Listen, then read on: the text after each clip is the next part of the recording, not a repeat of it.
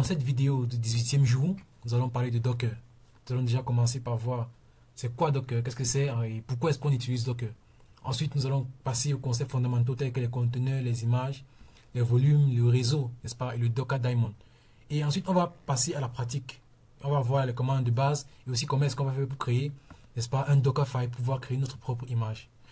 Mais avant de faire tout cela, on va déjà commencer par introduire. Déjà, c'est quoi Docker, n'est-ce pas? Donc, on va expliquer ce que c'est que Docker et son utilité pour les développeurs. Donc, on va faire une lecture rapide ici. Docker est une plateforme, n'est-ce pas, open source de containerisation qui permet d'empaqueter une application et ses dépendances dans un conteneur rapide, léger et reproductible. Donc, qu'est-ce que ceci veut dire? Ceci signifie que on va trouver un moyen, n'est-ce pas, de empaqueter toute notre application, y compris ses dépendances. C'est-à-dire, si d'habitude notre application va fonctionner sur une machine de peut-être 32 Go de RAM, 500 Go SSD, en fait, c'est une application qui va, n'est-ce pas, consommer toutes ces ressources ici. Mais en utilisant Docker, on va pouvoir, n'est-ce pas, containeriser cette application de telle manière que ça ne puisse fonctionner rien qu'en utilisant ces packages. Ça veut dire qu'on n'aura pas besoin de système d'exploitation dessus, on n'aura pas besoin des autres logiciels, n'est-ce pas, pour que l'application puisse fonctionner. On aura juste besoin du strict minimum pour que cette application puisse tourner. C'est ça qu'on va appeler la containerisation. Donc, un conteneur va garantir que l'application fonctionne de manière identique sur tout l'environnement. Donc, qu'il s'agisse d'un ordinateur local, qu'il s'agisse d'un serveur, qu'il s'agisse de Windows, qu'il s'agisse de Mac, qu'il s'agisse de n'importe quel système d'exploitation, tant que on a donc installé, n'est-ce pas, sur cette machine, on pourra faire fonctionner notre application. Donc, pourquoi est-ce qu'on utilise Docker? On utilise Docker de 1 pour sa portabilité. Pourquoi? Parce que les conteneurs vont s'exécuter de manière uniforme sur tout système, n'est-ce pas? Ensuite, on a la reproducibilité. Donc, elle va venir éliminer les problèmes de configuration comme les conflits de version. Par exemple, si une application tournait peut-être sur Windows 7 et maintenant nous sommes à Windows 10, donc elle va nous permettre de faire en sorte qu'on puisse tourner cette application, que ce soit sur Windows 10, que ce soit sur Windows 11, notre application va tourner sans problème. Ensuite, on a l'isolation. Ici, chaque conteneur est indépendant et évite les interférences avec les autres applications. Donc, ça veut dire que si j'ai par exemple 10 applications sur ma machine, ces 10 applications-là tournent de manière indépendante. Donc, il n'y aura aucun conflit avec les autres applications. Même si toutes les applications utilisent le même langage de programmation, utilisent les mêmes dépendances, ces dépendances-là seront séparées dans les conteneurs. Et ensuite, on a l'efficacité. Les conteneurs consomment moins d'espace et de ressources que les machines virtuelles, ou bien les machines locales. Donc, par exemple, si on a une application Flask ou Django développée localement, elle peut être containerisée et déployée sur un serveur sans modifier le code ou les dépendances, n'est-ce pas? Donc, c'est juste ça. Donc, c'est pourquoi Docker est très important. En fait, c'est une compétence très nécessaire à connaître et à maîtriser en 2025. Parce que toutes les entreprises sont en train de demander des développeurs qui savent déployer des applications en utilisant Docker. Maintenant, c'est quoi les concepts fondamentaux pour pouvoir maîtriser Docker, pour pouvoir comprendre, n'est-ce pas, les bases? On a d'abord un conteneur. C'est quoi un conteneur? Un conteneur est une instance exécutable d'une image Docker. Donc, elle va, n'est-ce pas, contenir l'application et ses dépendances et toutes les configurations minimales. Et un conteneur, habituellement, ça sera un isolé du système hôte. Donc, un conteneur, c'est quoi? Je vais prendre un exemple, je vais prendre un cas de figure. Si, par exemple, notre application tourne sur une machine de 16 Go de RAM et 250 Go de mémoire, n'est-ce pas? En fait, déjà, toute cette machine-là, on peut la considérer comme un conteneur. Maintenant, Docker vient aussi avec son conteneur, n'est-ce pas? L'innovation de Docker, c'est quoi? C'est qu'on va pouvoir réduire, n'est-ce pas, l'espace de ce conteneur-là pour qu'il puisse tourner sur un noyau encore plus petit. Donc, on ne va pas avoir tout notre système d'exploitation en un endroit où on va tourner notre application, mais on aura le strict minimum. Donc, c'est ça qu'on parle de isoler d'un système hôte. C'est ça qui veut dire isoler d'un système hôte et des autres conteneurs. Mais partage le noyau du système d'exploitation. Et les conteneurs sont éphémères par défaut. N'est-ce pas? Donc, c'est ça un conteneur en fait. Un conteneur, c'est une petite machine qui va tourner notre application. Donc, maintenant, c'est quoi une image? N'est-ce pas? Une image est un modèle de lecture contenant une application. Je vais vous montrer une image pour rapidement vous expliquer ce que c'est que une image. Donc, j'ai téléchargé ici. Donc, ici, on a une image. Donc, ça, c'est le Dockerfile. On va revenir ici. Mais pour l'instant, nous sommes ici. Je vous ai parlé du Docker Container, c'est-à-dire des conteneurs, n'est-ce pas? Mais nous sommes sur les images. Sachez qu'on peut créer plusieurs conteneurs. Mais à partir de quoi est-ce qu'on crée une image? Ou bien à partir de quoi est-ce qu'on crée un conteneur? Autant pour moi, désolé. À partir de quoi est-ce qu'on va créer un conteneur? Donc, on peut avoir peut-être 1000 1000 ou bien 100 ou bien 200 ou bien 20 instances, n'est-ce pas, d'un conteneur. Mais on ne peut avoir qu'une seule image pour tous ces conteneurs-là. Donc ça veut dire que une image, en fait, c'est juste quelque chose qu'on va utiliser pour créer un conteneur. Et on va créer nos propres images en utilisant un Dockerfile. Et on va aussi pouvoir voir comment est-ce qu'on va pull, n'est-ce pas, les images du Docker Hub. Le Docker Hub, c'est juste un endroit où on va stocker les images. Donc je vais vous montrer ça tout de suite. Et j'ai déjà ouvert. Par exemple, c'est sur le Docker Hub qu'on va stocker les images. Si par exemple, je cherche une image Python, n'est-ce pas, pour mon application qui tourne sur le Python, vous allez voir ici, il y a plusieurs images Python ici. Par exemple, voici une image Python. Donc si je clique sur ça, donc on a ici une image Python qui a été créée en voici bon, je ne vois pas la date, mais ici on voit qu'elle a 1 billion de téléchargements. Et voici comment on fait pour avoir cette image. On va juste faire un Docker Pool Python. Et voici les versions qui existent. On a le 3.9 Alpine, on a le 3.10 Alpine, on a le 3 Alpine. Et il n'y a pas que le Python, il y a plusieurs autres choses. Si par exemple je cherche Nginx, n'est-ce pas, il y a aussi les images Nginx. Donc si mon application a besoin de Nginx, pas besoin de télécharger Nginx, je peux juste venir rapidement là et je fais un pull, n'est-ce pas, sur Nginx. Et là, je peux utiliser Nginx. Donc, on va revenir dessus si vous n'avez pas bien compris. Mais la chose à comprendre ici, c'est très simple. Il faut savoir que les conteneurs sont créés à partir des images. On va continuer. Donc, maintenant, nous avons les volumes. On a les volumes.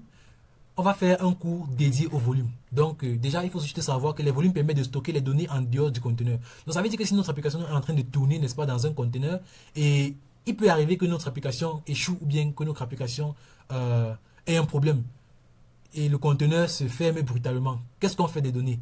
N'est-ce pas? On va alors créer des volumes hors de ces conteneurs-là pour pouvoir stocker nos informations. Ensuite, on a le réseau. Le réseau va nous permettre ici, n'est-ce pas, de mettre tous nos conteneurs. Imaginez par exemple que j'ai une application qui a 10 applications et chaque application est stockée dans un conteneur. Et pour que ces applications-là puissent communiquer entre elles, il nous faut un réseau. Donc c'est à ça que va nous servir un réseau dans Docker. Donc les réseaux nous permettent aux conteneurs de communiquer entre elles et aussi avec l'autre, n'est-ce pas? Et le réseau, par défaut, est de type bridge. On va aussi faire un cours entièrement dédié au réseau sur Docker. Donc, il faut suivre cette formation avec nous. On a aussi le Docker Daemon. Donc, ça, c'est un terme très important. Le Docker Daemon est le processus serveur qui gère tous les conteneurs, toutes les images, tous les volumes et tous les réseaux sur notre application, sur notre machine virtuelle, sur notre machine locale, sur notre serveur.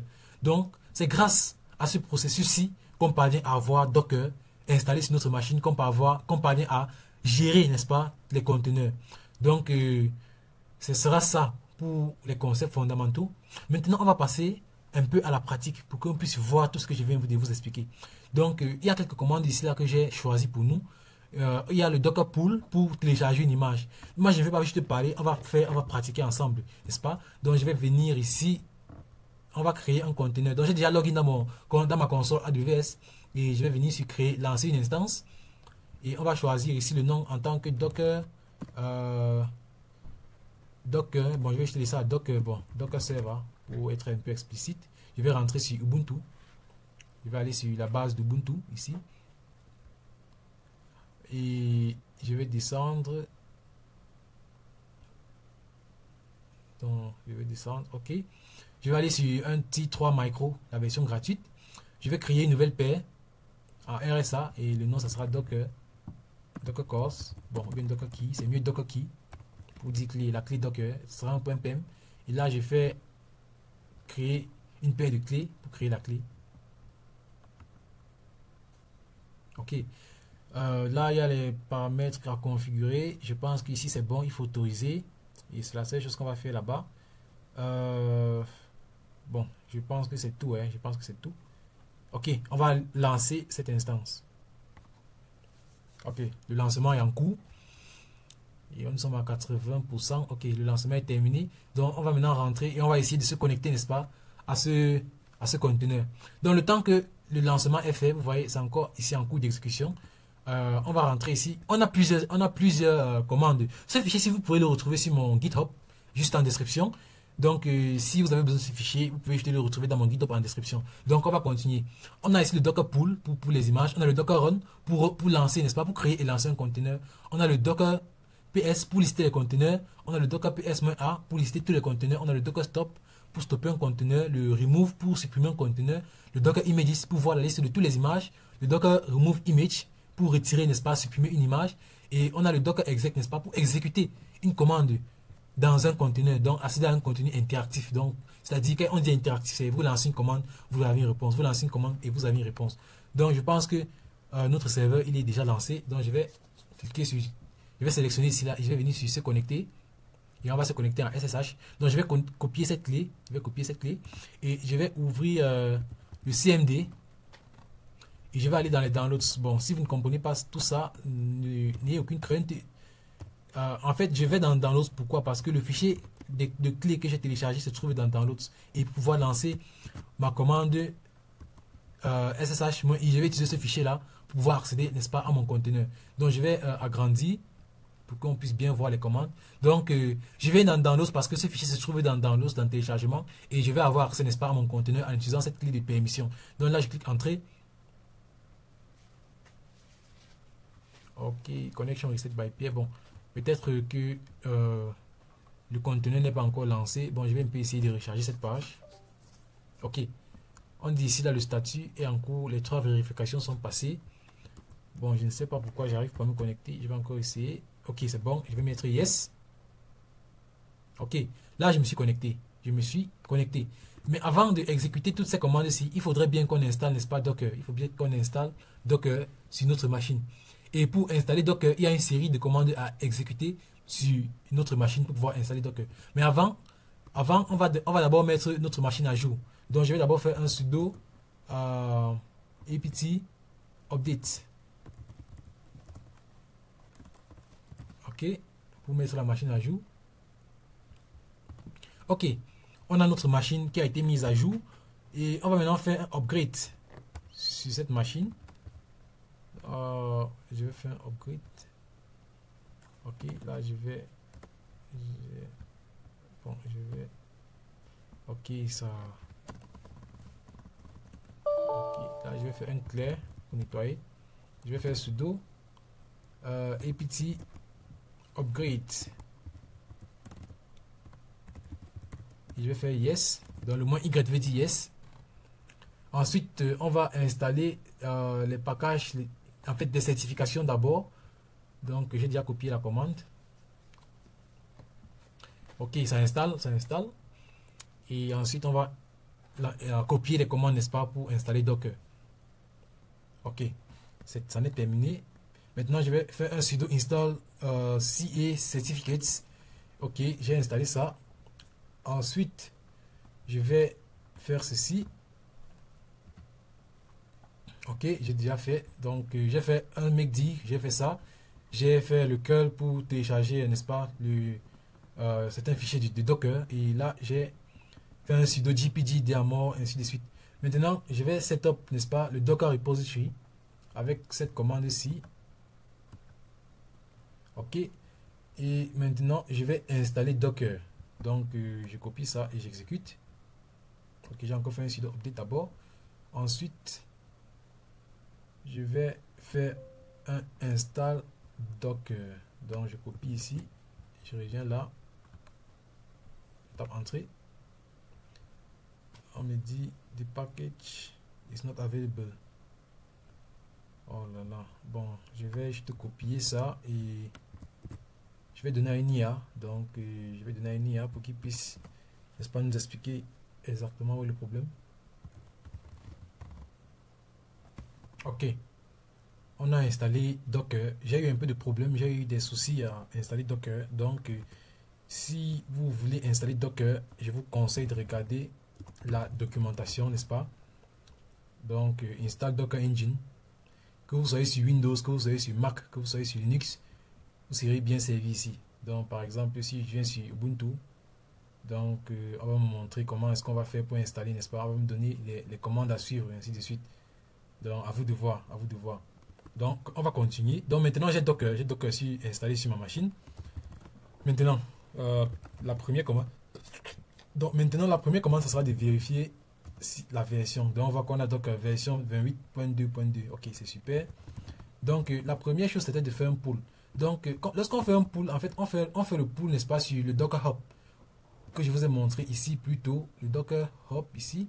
Donc je peux décider, je peux décider pour le Hello World, il y a une image appelée Hello World, je vais vous montrer ça.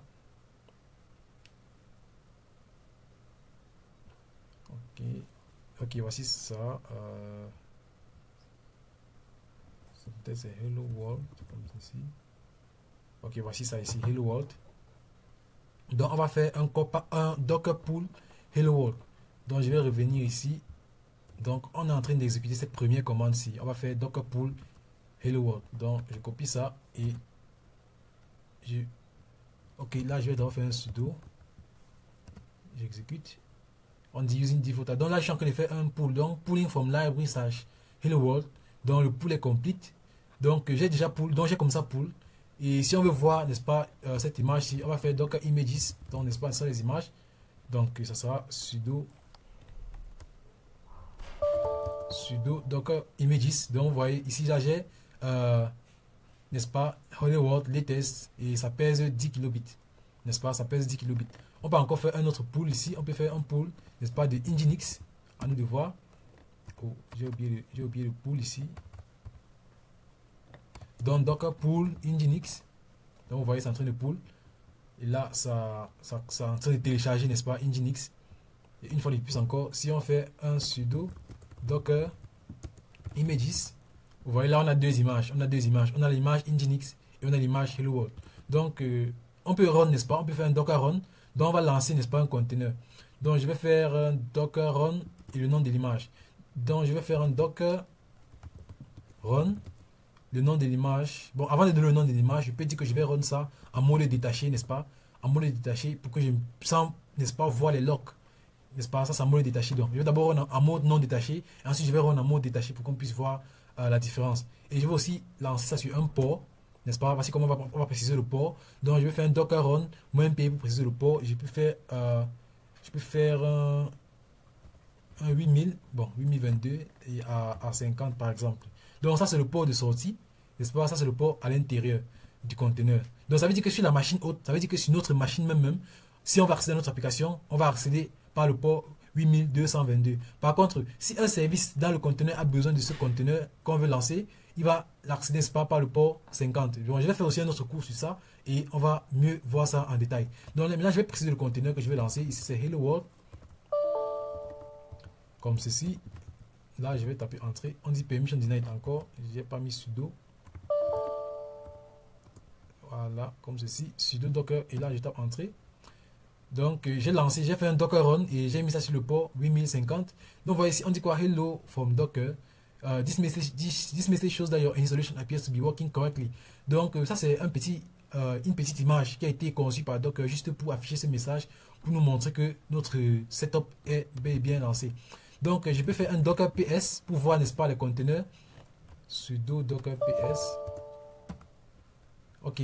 Le conteneur de Hello World, lorsque ça se lance, ça se fait referme automatiquement. Donc, je vais plutôt relancer Nginx. Donc, on va plutôt lancer Nginx ici. À la place de Hello World, je vais plutôt lancer Nginx. Comme ceci. Ok, là, j'ai lancé Nginx. Et vous voyez, Nginx est lancé. Mais là, c'est pas en mode détaché. Ça veut dire que lorsque je fais un contrôle C, j'ai arrêté le conteneur. Même si je fais le docker ps, je ne pourrais pas voir, n'est-ce pas? Pourquoi? Parce que j'ai arrêté ce conteneur. Par contre, si je fais le docker run, -d ici, je lance. Donc j'ai fait un docker -d run. Oh, j'ai mis le run après. Donc je dois plutôt venir là, je supprime ceci. Je fais plutôt le -d à ce niveau-ci. Ok, là j'ai lancé le conteneur, vous voyez, on me donne juste son adresse, n'est-ce pas? On me donne son adresse, l'adresse qui identifie ce conteneur-ci, on me donne juste son adresse. Maintenant, si je fais le docker ps, vous voyez ici, là, on voit Nginx ici, il a été lancé il y a 18 secondes, il est tourné sur le port 80, n'est-ce pas, à l'intérieur. Bon, normalement, il doit tourner sur le port 80, mais là, je l'ai plutôt mis sur le port 50. Et pour accéder, c'est le port 8222, donc c'est un peu ça. Et si on veut, on peut aussi voir les logs. Je pense qu'il y a une commande ici pour voir les logs. Bon, je ne l'ai pas inclus ici. Donc, si on veut voir les logs, on peut faire docker. On peut faire docker logs. et on va mettre, n'est-ce pas, le nom de notre conteneur, ou bien juste son identifiant. Donc ce sera B4DA. Et ce qui est fabuleux avec Docker, c'est qu'on n'a pas besoin de mettre tout son identifiant. Donc si je commence à écrire comme ça, Docker va automatiquement se reconnaître que je suis en train de parler, n'est-ce pas, de ce conteneur-ci. Donc je tape entrée, il fallait mettre sudo comme ceci. Donc on a sudo docker logs, je tape entrée. Donc là vous voyez, ça me donne les logs. Ça me donne les logs qu'il y a dans notre fichier Nginx. Donc c'est un peu comme ça qu'on va faire pour voir les logs. Et remarquez bien la différence entre le mode détaché et le mode non détaché. Ok. Donc je vois qu'ici nous avons déjà parlé du pool, nous avons parlé du run, nous avons parlé du PS, nous avons parlé du PS-A. Bon, le PS-A va juste lister tous les conteneurs. On a le docker stop. Donc si je vais arrêter ce conteneur, je vais faire un docker. Non, je vais d'abord faire sudo, n'est-ce pas? Sudo docker stop. Et je pense que ça commence avec B4, n'est-ce pas? Je vais arrêter ça. Ok, ça a été arrêté. Donc si je fais docker, non, sudo docker ps, sudo docker ps -a, donc il n'y aura rien. Ok, non, j'ai juste arrêté, mais je n'ai pas supprimé le conteneur. Donc voici tous les conteneurs que j'ai lancés, n'est-ce pas? J'ai lancé Nginx, n'est-ce pas? Et j'ai aussi lancé Hello World. Mais si, par contre, si je fais juste docker ps, sudo, vous voyez, lorsque je fais juste docker ps, on n'affiche rien. Pourquoi? Parce que le docker ps va juste nous montrer les conteneurs en marche. Par contre, le docker ps-a va nous montrer tous les instances, tous les conteneurs qui sont sur notre système. Ok. Quelle commande encore? Il y a le stop, il y a le remove container qui va supprimer un conteneur. Donc, si je veux supprimer un conteneur, bon, je vais faire sudo docker ps-a. Maintenant, je vais faire un docker remove. Docker remove. Et là, je vais passer l'ID. Donc, je vais enlever le B4 DA. Donc, lorsqu'on me retourne à son identifiant, ça veut dire qu'il a été supprimé. Donc, si je réessaye, vous voyez, ce conteneur-ci n'existe plus. Donc, il a disparu. Ensuite, on a le remove images. Donc, pour retirer une image, donc c'est la même chose, le même principe qu'ici là. Juste qu'il y a le ici devant qui va te permettre de retirer les images. Et le docker images, c'est pour nous montrer toutes les images. Je pense que je vous ai déjà montré ça. Et ici, on a le docker exec-it, n'est-ce pas, qui va nous permettre d'exécuter une commande dans notre conteneur. Donc, voici un exemple encore un peu plus concret. Donc, je vais d'abord faire un docker pull de ce Nginx table. Bon, je ne vais pas faire ce docker pull, mais au contraire, je vais plutôt lancer le docker run. En même temps, j'ai déjà Nginx ici. Bon, je vais supprimer l'image Nginx. Donc, je vais faire docker images. Docker images et je vais faire docker remove images comme ceci et je vais retirer Nginx. Donc je vais retirer Nginx. C'est quoi? Son identifiant c'est BE6. Ok. Ok, ce conteneur est en train d'être utilisé par. En fait, cette image est en train d'être utilisée par un conteneur. Donc je vais faire docker ps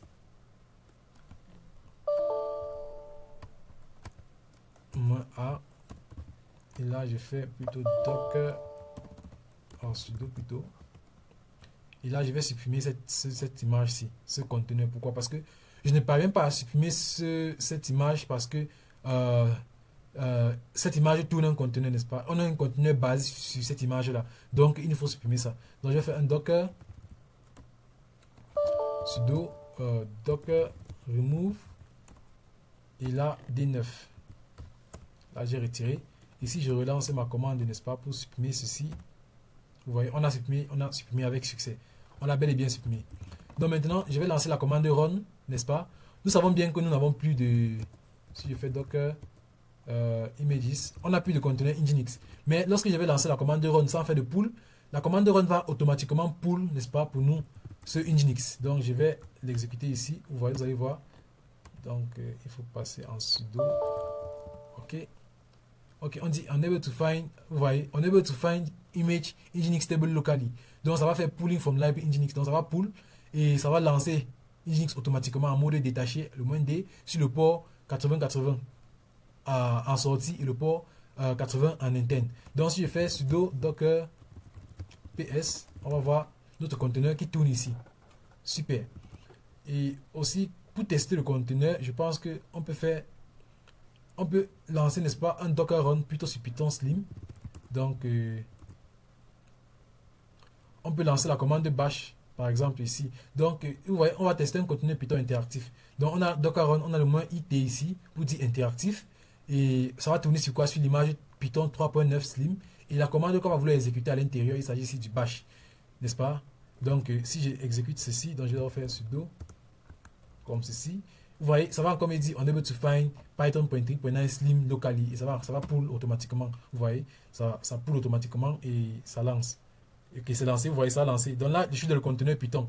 Par exemple, si je fais Python comme ceci, vous allez voir que là, j'ai une image Python qui tourne 100%. Donc je peux faire un 2 plus 2 là. Vous voyez, c'est bel et bien du Python. Mais je fais un from ABC, n'est-ce pas? Import. Bon, je peux dire un truc plus simple. Je peux dire import time. Vous voyez, donc ça, c'est du Python qui est là. Ok, donc je vais juste faire exit. Maintenant, on m'a demandé d'exécuter cette petite commande ici. Je vais copier et là, j'ai la code ici. Vous voyez, on dit. Ok, là, je vois ici Python print hello world. On dit not events not found. Si je supprime ceci. Ok, là je relance. Vous voyez, ça dit hello Flask with Python. Flask with Docker. Ok, donc ça c'est comme ça qu'on va exécuter, n'est-ce pas, les commandes à l'intérieur des conteneurs, tout simplement. Ok, donc comment créer un Dockerfile, n'est-ce pas? Comment créer un Dockerfile? Et on va prendre ici un exemple avec une application Flask. Donc pour commencer, je vais créer un fichier. Donc je vais faire mkd. Je vais appeler ce fichier. Bon, je vais dire mkd Flask. Ok, donc je vais faire cd Flask.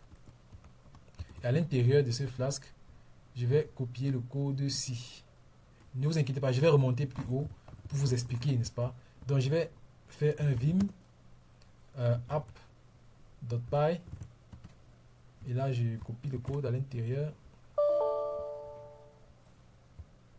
Voilà. Bon, je vais juste d'abord sortir. Il n'arrive pas à sortir d'ici, je ne sais pas pourquoi.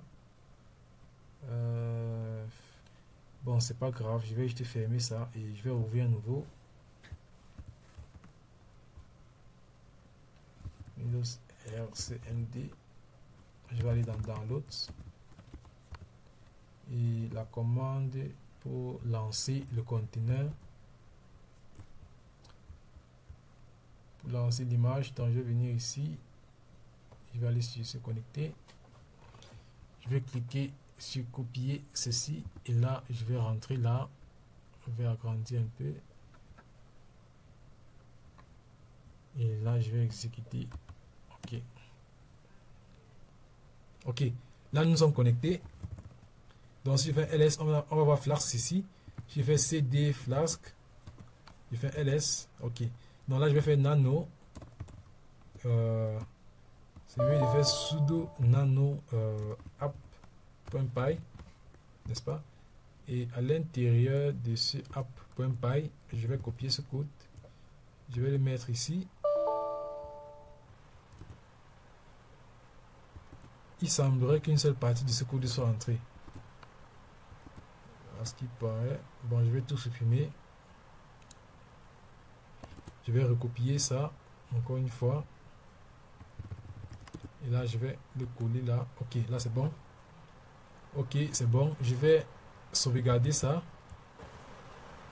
Ok. Donc si je fais ls, on a deux app.py. Donc je vais faire 4 app.py. Ok, on a ça. Bon, là je vais juste faire le remove de app.p.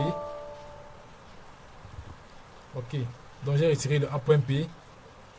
Donc maintenant, je vais vous expliquer ici en haut de quoi est-ce qu'il s'agissait. On a ici le from, n'est-ce pas? Donc, sur quelle image est-ce que notre image va se baser? Sur quelle image est-ce que l'image de l'application va se baser?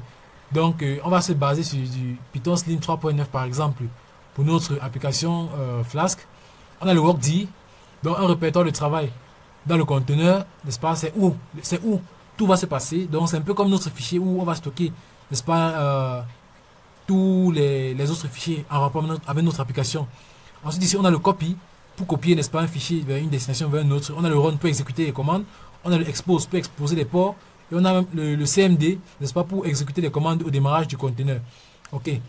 Donc, notre application, là, voici déjà. J'ai créé un app.py. Et il me faut aussi un requirement. Il me faut un requirement.txt. Donc, je vais faire echo. Je vais faire echo. Je vais faire flask est égal à 2.25. Et là, je vais faire un dans requirements.txt. Ok. Ensuite, on a Gunicon 20.1.10. Donc, je vais rentrer ici. On a ici Gunicon. Ok, là, je fais 4 requirements. Ok. Ensuite, ici, on a une petite structure de projet. Et on va aussi créer, n'est-ce pas, notre Dockerfile. On va créer notre Dockerfile. Et aussi le Docker ignore qu'on peut créer. Donc ça, c'est s'il y a un fichier qu'on veut ignorer, on veut que Docker ignore. Donc on ne veut pas que Docker copie ça dans notre conteneur ou bien dans notre image. On va ajouter l'ignorer. Donc c'est un peu ça ici, le Docker ignore. Et ensuite, on a quoi? On a le Dockerfile. Donc je vais copier ça. Je vais créer, n'est-ce pas? Je vais faire un nano Dockerfile, comme ça. Et je vais copier ce contenu à l'intérieur. Donc là, je vais faire un paste, contrôle. Là, je tape entrée. Et là, je tape CTRL X pour sortir. Donc si je fais un 4, bon, je vais juste faire un clair. Il semblerait que j'ai un petit souci. Donc je vais faire un clair. Donc je fais un 4 de doc du Dockerfile. Ok, c'est bon, on a ça. On a ça. Donc je peux faire un clair.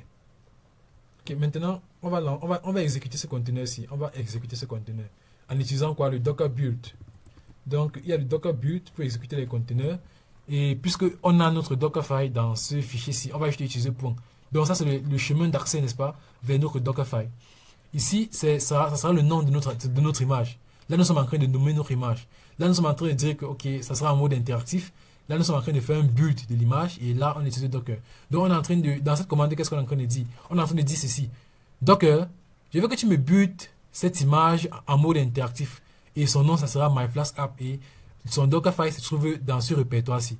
Donc, en gros, c'est un peu ça que nous sommes en train de faire ici. Donc, si je tape Entrée. Ok, j'ai pas mis sudo.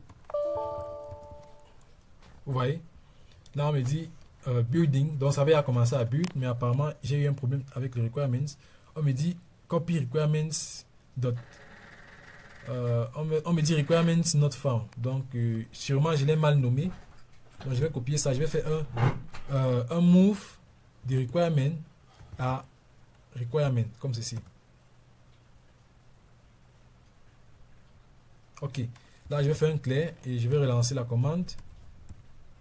Ok, donc vous voyez, ça a copié. Maintenant, ça dit run. Donc, ça, les dépendances ont été lancées. Donc, vous voyez, voici comment j'ai build un conteneur. J'ai build une image. Donc, mon image a été build. Si je fais sudo docker images. Donc, vous voyez, voici mon image ici, MyFlaskApp. Voici mon image, MyFlaskApp. Maintenant, on va run cette image. Donc, je vais faire un docker run en mode détaché. N'est-ce pas? Donc, je vais faire un docker run en mode détaché.